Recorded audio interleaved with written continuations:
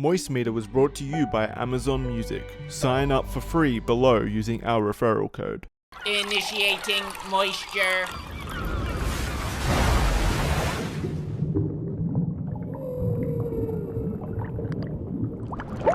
Welcome to the Moist Meter. Today we're looking at Vivy Fluorite Eyes Song. This is an anime that was criminally underrated for like the first 4 episodes. I didn't even know this shit came out except for my Twitch chat constantly recommending it to me, and by constantly I mean like the same 5 or 6 people saying how good it was, which is surprising considering this is actually written in part by the mind behind Re:Zero, which is an extremely popular anime, and this is another project that they've taken on. So I would have thought there'd been a fucking ton of hype around it, but there really wasn't from what I saw in the beginning. Around the middle though, then it really popped off. I saw a lot of people talking about it, which is great because this show is fantastic. The show is 13 episodes and I can't imagine there'll ever be another one because it wraps itself up beautifully. And I really like that it is just a short, condensed story that just takes you on a beautiful journey. It's animated by Wit Studio, which was behind Attack on Titan and Vinland Saga, so they're an extremely talented studio, and this is just as visually incredible. This show is able to do in 13 episodes what some shows fail to do in 13 years. It really gets you emotionally invested in pretty much every character in the universe and really gets you attached to everything going on.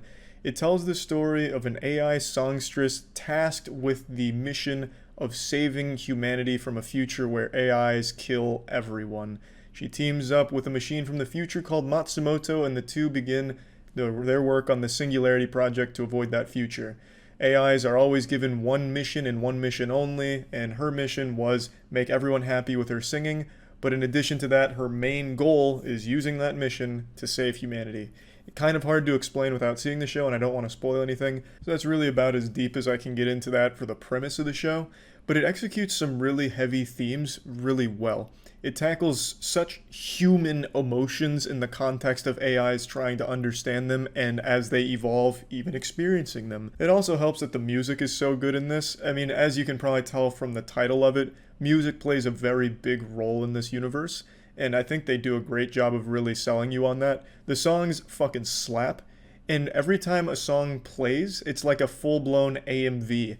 You get like little butterflies in your ball sack, and you get like a really cool montage of sometimes action going on. Like the show isn't filled with action, so don't go in here and expecting like Jujutsu Kaisen or anything like that. But when there is action, it's great, and it's really fucking full throttle shit. But don't expect a ton of it. But just know that when it is used, it's used well and executed wonderfully, and the music complements it because the soundtrack absolutely slaps. It's not anything corny or cheesy. Some of the lyrics will put a smile on your face because, you know, it's some very anime shit like, what does it mean to sing from the heart? This is what the heart is. It's time to talk about friends and heart. And that's some of the lyrics to some of the songs, but it doesn't matter because the song is great and it's really good in that context considering that these are AIs. Emotions aren't necessarily like second nature to them, right? So I don't know. I think it really works. There's very few things to dislike about this show, but I don't think it's perfect either. There's times where like certain episodes, the thing that they're trying to accomplish seems counterintuitive to their overall goal of stopping the eradication of humanity. Like sometimes I was wondering how what they were doing would have any impact on the future. Like sometimes I thought it would just be the exact opposite, like they were fucking helping get AIs thrown in the dumpster, or have AIs throw humans in the dumpster and then shit on them. Like sometimes the goals just didn't make a whole lot of sense to me. By the end it does, but as you're experiencing it, I found myself getting confused, and I think some other people will as well. Especially, without spoilers again, there's a character, I probably can't even talk about it because it is kind of a spoiler, but there is a character who the only way you even know what they're truly doing is by paying extremely close attention during like a couple sentences of exposition that gets dropped suddenly.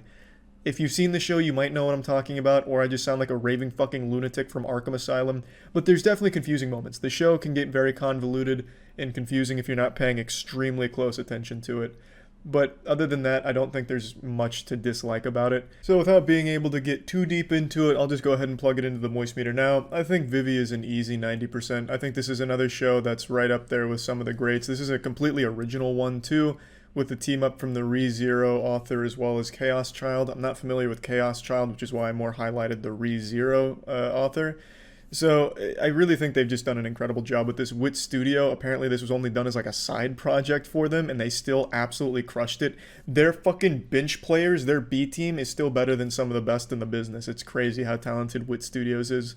I think this is a great show, and I definitely recommend it. That's it. See ya.